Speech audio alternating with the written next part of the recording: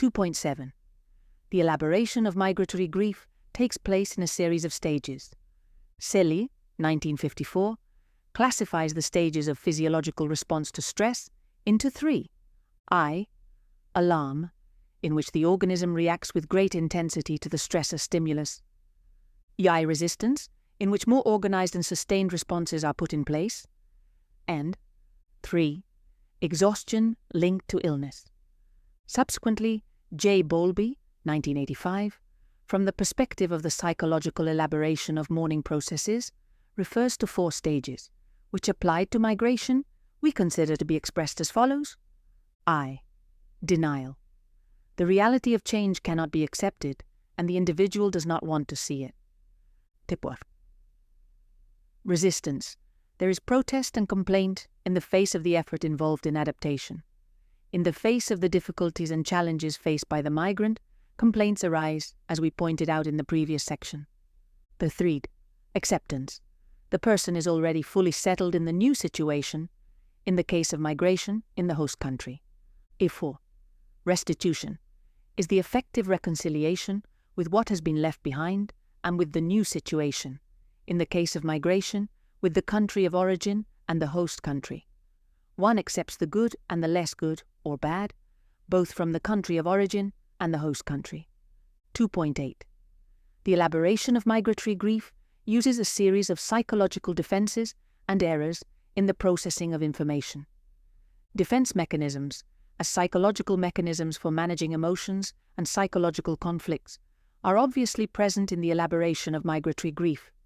Defense mechanisms are not inadequate in themselves, but only when they are massive, because they radically distort the vision of reality to make it less frustrating, more gratifying, and thus prevent us from adapting, which is the evolutionary objective of mental functioning. As for errors in information processing, following Beck's 1983 now classic approach, which we consider adaptive to migratory stress, we would point out 2 levels. On the one hand, in relation to the stimulus, selective abstraction, which consists of focusing on a detail taken out of context. And from a response perspective, Beck points to several mechanisms. Arbitrary inference, overgeneralization, where a general rule, or conclusion, is drawn from one or more isolated facts. Maximization and minimization. Reality is distorted by changing the magnitude of events. Personalization. The tendency to unjustifiably attribute external phenomena to oneself. Absolutist or dichotomous thinking. Tendency to classify all experiences according to extreme categories. 2.9. Ambivalence towards the country of origin and the host country. The migrant feels both love for his country of origin, because of the ties he has established there, but also has feelings of anger, because he had to leave his homeland, because it was a bad thing to do. It is his mother who did not give him everything he needed. These situations foster rage, and in this way, the child has mixed emotions of love and hate towards their country of origin. On the other hand, they have loving feelings towards the host country, because of the ties they have established, but they also have anger, because of the effort involved in adapting, so there is also ambivalence towards the host country. 2nd of October. Migratory bereavement affects both locals and those who remain in the country of origin. Migration is a process that results in changes in the lives not only of those who migrate, but also of those who receive migrants and of family members who stay behind in the country of origin. It is like moving one piece on a chessboard. All the other pieces are affected. The game has changed. Migration is a social fact, and, like all social facts, it has repercussions on society as a whole. 2nd November. Return migration is a new migration. The return of the immigrant is, in turn, a new migration. In the time he or she has lived outside the country of origin, many changes have taken place, both in the personality of the immigrant and in the society from which he or she once departed. On returning to the country of origin, a very different person arrives from the one who once left, and arrives in a country that is also different. It is Heraclitus' old idea that no one bathes twice in the same river, for everything flows. Pantarei. 2nd December. Migratory grief is transgenerational. The elaboration of this long list of experiences that we have described in the previous sections logically does not end with the individual immigrant, but also continues in their children and could continue in the following generations if immigrants do not become full citizens in the host society. Perhaps the clearest example of this situation is the case of African Americans in North America. Of the 100 million who were transported as slaves, 60 million died on the voyage or were victims of exploitation. Those who remained have been in the United States for dozens of generations and remain, in part, unintegrated into American society. Third, old and new migrations. Emigrating today. Stressors of current migration that favor social exclusion.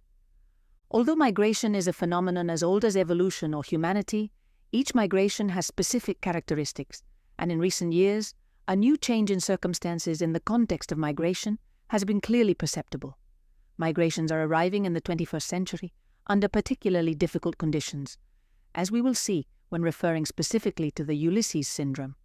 Based on the research we carried out at the Vidal y Barraquer Foundation under the direction of Jordi Font and Jorge Tison in the 1980s, we have now been able to compare these data with those of current migrations at the Psychopathological and Psychosocial Care Service for Immigrants and Refugees, SAPIEA. And we know that comparison is the mother of science, and it is precisely from this comparison between that research and current research that the idea of the Ulysses syndrome has arisen, as we have clearly perceived in recent years a great worsening of the stresses that affect this population.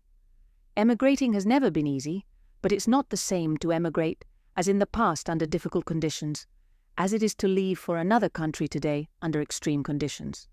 Thus, if we compare the photo of a group of Spanish emigrants in the 60s saying goodbye to their relatives on a ship to go to America, and we see them in the photograph singing, excited about the expectations and opportunities of their new life, with a photo of the new immigrants arriving on a boat, exhausted, persecuted, to the Spanish coasts, it is all clear.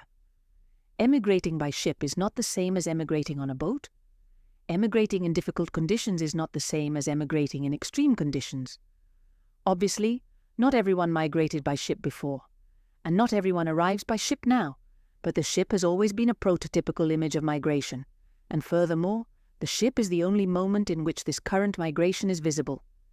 Then these people are already invisible. They are nobodies. Times change. The migrations of the 1960s are those of another period in our history, the Spain of Francoism and underdevelopment. Spain was also an isolated country. There were hardly any foreigners. The only cross-cultural expression at that time was the Domund, World Mission Sunday. As there were no foreigners or minorities, children dressed up as Asians, Africans, Native Americans. Since the Middle Ages, no one had entered Spain. Now, however, Jews, Arabs, were expelled. More than 6 million Spaniards emigrated in the 20th century, 80% to America. But at this point, it should not be forgotten that it is not only Spain that has been a country of emigrants, the whole of Europe has been a continent of emigrants. It is estimated that, between the 18th and 19th centuries, 70 million Europeans left for America. Between the 1960s and the present, Spain has changed profoundly. The reproduction rate is 1.3 children per woman, when a minimum of 2.1 is required just to maintain the population level, so as not to lose population. In Barcelona, for every young person, there are 2 old people. 40 years ago, it was the other way round. There was 1 old person for every 2 young people. In the midst of this demographic decline, Europe is in danger of becoming a nursing home, a geriatric ward. This is why at least 500,000 immigrants a year are needed in Spain alone. From the perspective of the current stage, we must point out that, for only a few years now, we have been facing a new era of human migration. The era of walls, palisades, ditches, ramparts, and everything seems to indicate that this situation is not cyclical, but structural in relation to the dominant social model, climate change. There are walls to stop migration, not only in Ceuta and Melilla, or between the USA and Mexico, which are the best known, but also between Malaysia and Thailand, Botswana and Zimbabwe, between Bangladesh and India, where construction has begun on 4,000 kilometers of wall. As we were correcting this text, news of a new wall between Saudi Arabia and Yemen had already reached us. The UN forecasts that the number of migrants, which now stands at 200 million people, will double in the next 20 years to constitute what it calls the sixth continent, the mobile continent, which, with the borders of the developed countries practically closed like those of a fortress, does not bode well. This situation is not conjunctural, it is structural, it is here to stay for a long time. But where there are more immigrants and displaced persons is not in Europe or the USA, but in the interior of Africa, South America, Asia, and even in worse conditions than here. More defenselessness, fewer care services. 4. The multiple and chronic stress migrant syndrome, Ulysses syndrome. For millions of people today, emigrating is becoming a process that involves such intense levels of stress that it overwhelms the capacity of human beings to adapt. These people are at risk of suffering from chronic and multiple stress migrant syndrome, or Ulysses syndrome, referring to the Greek hero who suffered countless adversities and dangers far from his loved ones. Paradoxically, however, we now know that the ability to migrate is one of the distinguishing features of our species and is at the basis of our great evolutionary success. Science, 2003. Given this situation, the question obviously arises: if humans are such good migrants, how can it be that migration today is so terrible for so many people, to the point that it affects their mental health? The reality we face is that we have never, in our work in migrant mental health care, since the 1980s, witnessed such dramatic situations as we do today. And yet, we believe that there is great dehumanization in dealing with migration today, since very little attention is paid to the feelings, to the experiences of the protagonists of migration, the migrants. We have already pointed out that, from a psychological perspective, migration is considered to be a life event which, like any change, involves a certain amount of stress, of tension, which is called migratory mourning. We consider that there are 7 types of mourning in migration: family, language, culture, land, social status, group of belonging, and physical risks. These mourning processes occur to a greater or lesser degree in all migration processes, but we consider that it is not the same to experience migration in good conditions, simple mourning, as it is to migrate in extreme situations, extreme mourning, when the conditions are so difficult that there is no possibility of mourning, and the person enters a situation of permanent crisis. This type of migration mourning being characteristic of the Ulysses syndrome. 4.1. Stressors of Ulysses syndrome.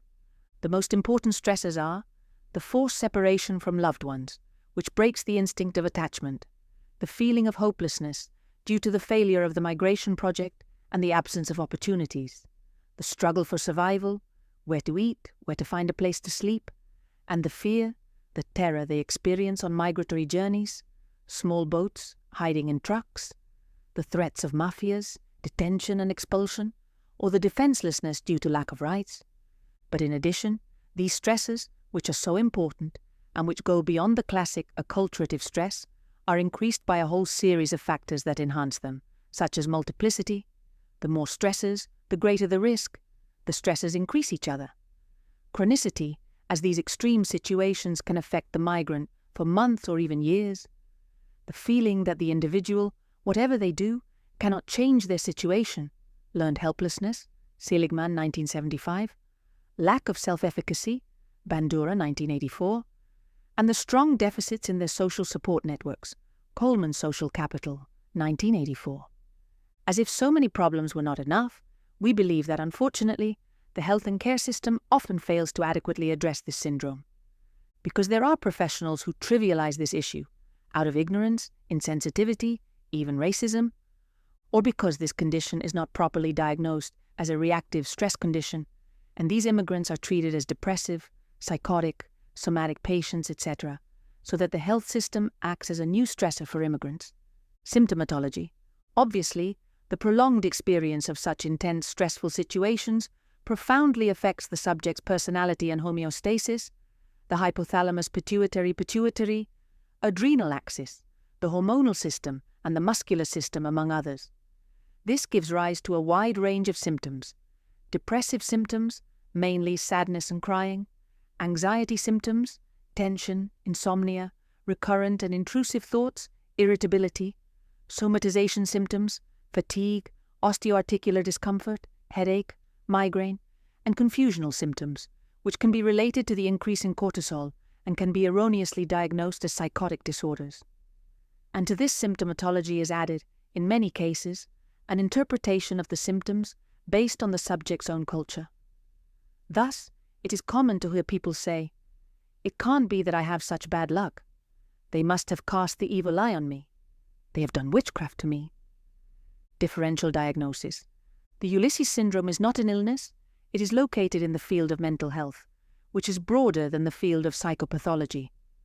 The Ulysses syndrome is a reactive picture of stress in the face of situations of extreme migratory grief that cannot be dealt with. We believe that using the term Ulysses syndrome helps to prevent these migrants from being victims because there is no concept for their problems. The devaluing of their ailments, being told that they have nothing, even though they sometimes suffer from up to 10 symptoms. That they are incorrectly diagnosed as depressive patients, despite the fact that, in addition to not being apathetic, they are proactive. Not only do they not have ideas of death, but they are full of projects and illusions, as adaptive disorders, despite the fact that their reaction is totally proportional to the nightmarish stressors they suffer from. Or as post-traumatic stress disorder, despite the fact that they have no avoidance behaviors nor intrusive thoughts in relation to traumatic situations. We believe that it is very important in the face of this problem, which is on the borderline between the area of mental health and the area of psychopathology. On the one hand, not to trivialize this situation, considering that there is nothing wrong with them, and on the other hand, not to medicalize it, considering that these immigrants suffer from a mental illness. Metaphorically, the Ulysses syndrome is as if the temperature in a room were raised to 100 degrees. Would we have dizziness, cramps? Would we be ill because of these symptoms? Definitely not. When we go out in the open air, these symptoms would disappear, because they are simply an attempt at physiological adaptation to the high temperature, in which our thermoregulation does not work. But if someone in the room had a heart attack, a colic, that person would be ill. Logically, in this metaphor, it would be a depression, a psychosis.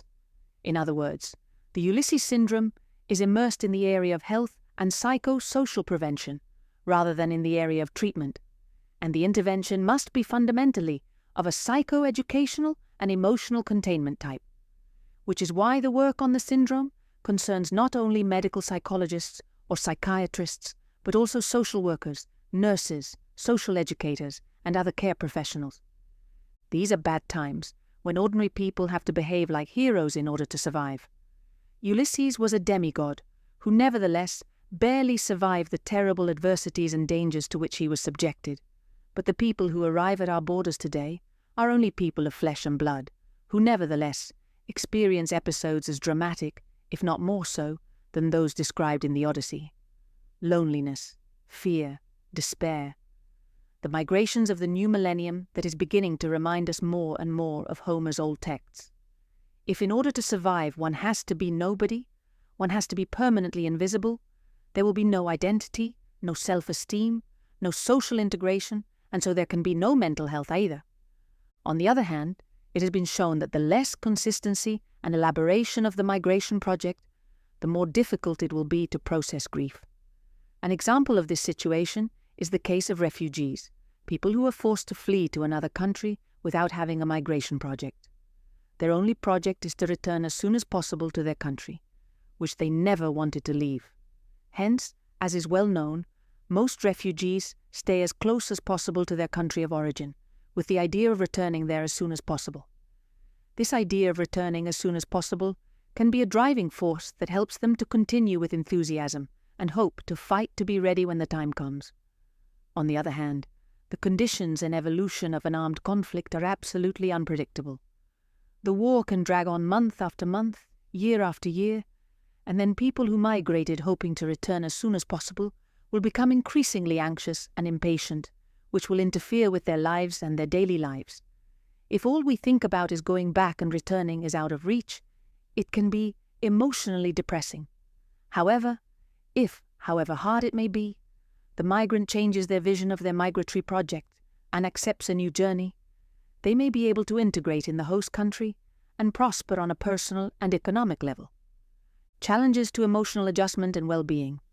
Migration represents the movement of people away from their usual place of residence, either across an international border or within a country, with the intention of establishing a new temporary or permanent residence at the destination.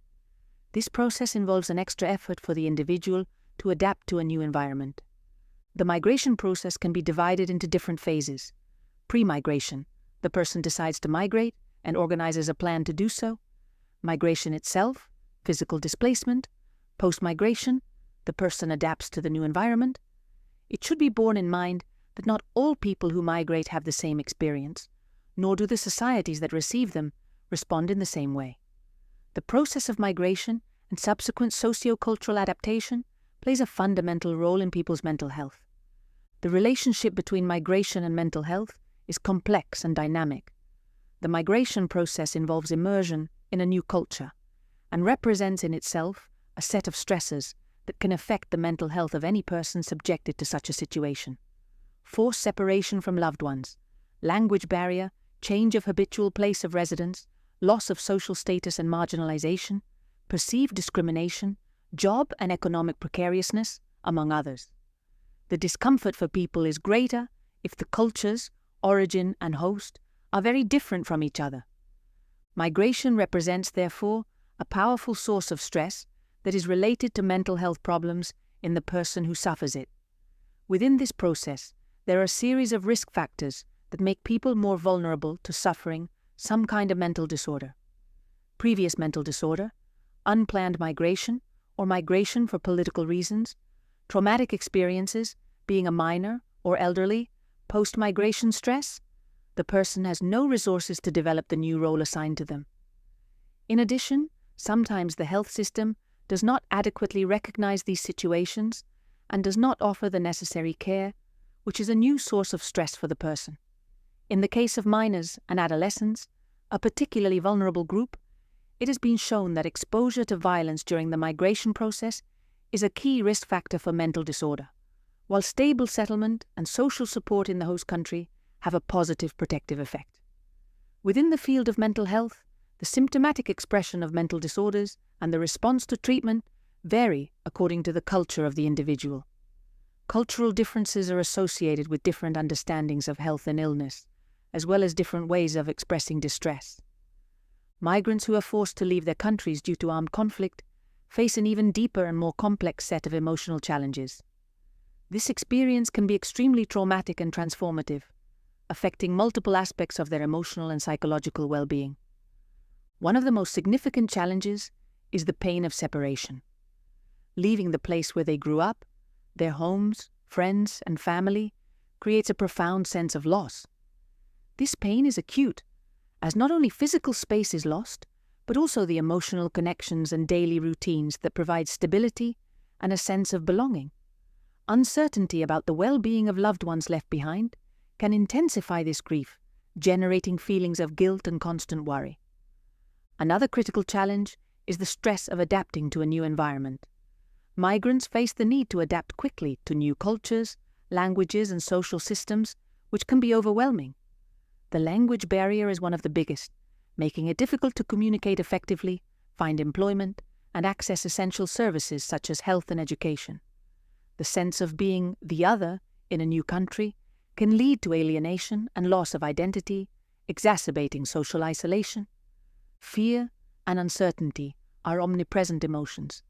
By leaving their home country, migrants enter an uncertain future, with no guarantee of security or stability.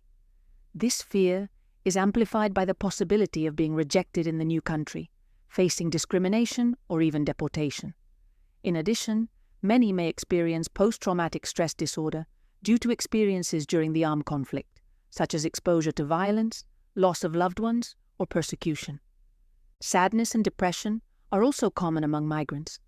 The accumulation of traumatic experiences, coupled with loneliness and feelings of uprootedness, can lead to depression.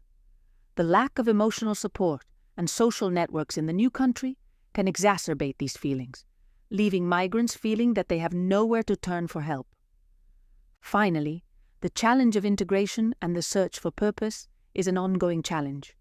Finding a place in the new society, whether through employment, education, or community participation, is fundamental to rebuilding a life of meaning and stability.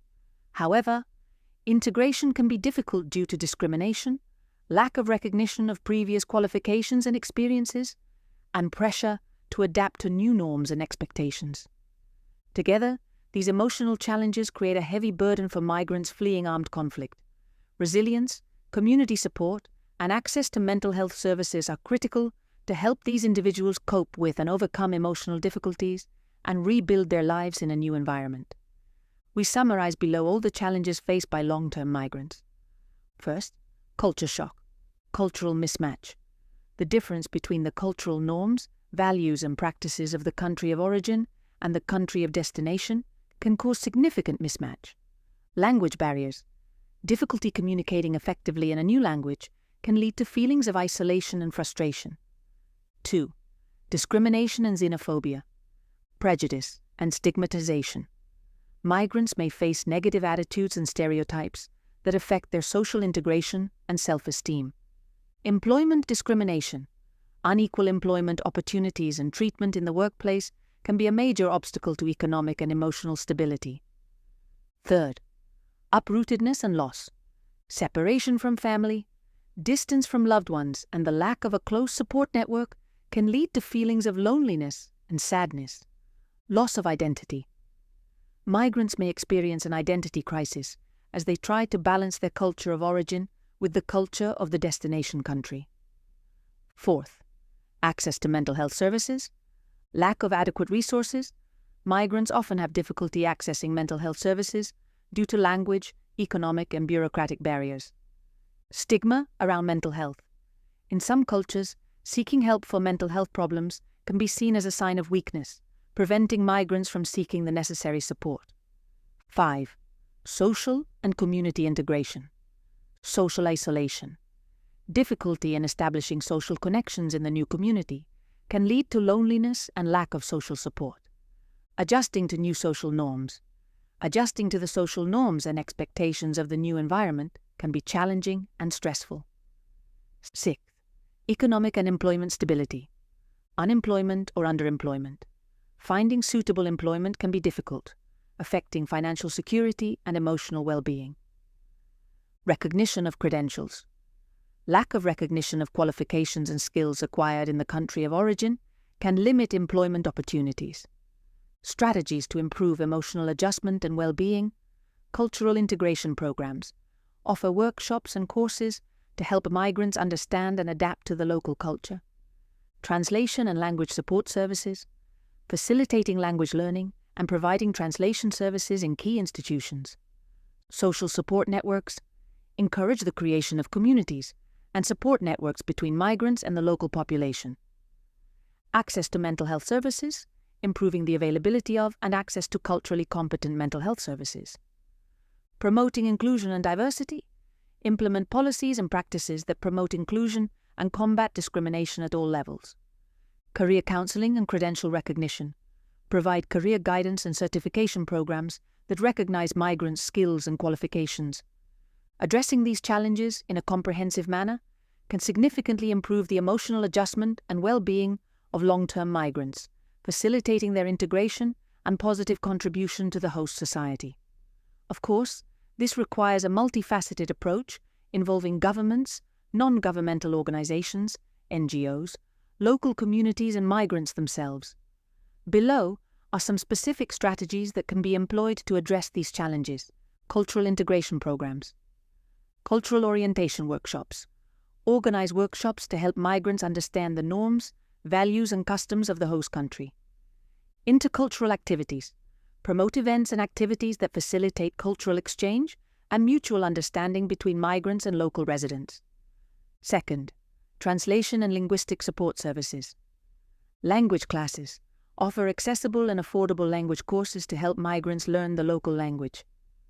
Translation services. Providing translation services in public institutions such as hospitals, schools, and government offices to facilitate communication. 3. Social support networks. Community centers. Establish community centers where migrants can meet, receive support, and participate in social activities. Mentoring and tutoring. Create mentoring programs where migrants can receive guidance from more experienced people in the local community. 4th, Access to mental health services. Culturally competent mental health services. Developing mental health services that are culturally and linguistically sensitive. Awareness campaigns. Campaigns to reduce the stigma associated with mental health and encourage help seeking. Fifth, promotion of inclusion and diversity. Anti-discrimination policies. Implement and enforce laws and policies prohibiting discrimination in employment, housing, and other areas. Education and awareness raising. Provide educational programs that promote inclusion and respect for diversity in schools and workplaces. 6. Professional counseling and credential recognition. Skills, certification and recognition programs. Create programs that allow migrants to certify and validate their skills and credentials obtained in their countries of origin. Job counseling. Provide job counseling and training services to help migrants find suitable employment and develop their careers. Examples of successful initiatives. 1. Germany. Integration through qualification, IQ. This program helps migrants gain access to the labor market by providing counseling and support for the recognition of their foreign qualifications. 2. Canada. Settlement services. Canada offers a wide range of settlement services, including language classes, cultural orientation, job counseling and housing support, all designed to facilitate the integration of migrants. 3. Spain. Redacoge. A federation of NGOs in Spain that provides comprehensive support to migrants, including legal assistance, integration programs, employment workshops, and psychological support.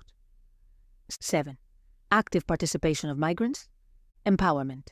Encourage the active participation of migrants in the planning and implementation of integration programs. Migrant organizations. Support the creation and strengthening of migrant organizations that can advocate for their rights and needs. Addressing the challenges of emotional adjustment and well-being of long-term migrants requires a coordinated and continuous effort.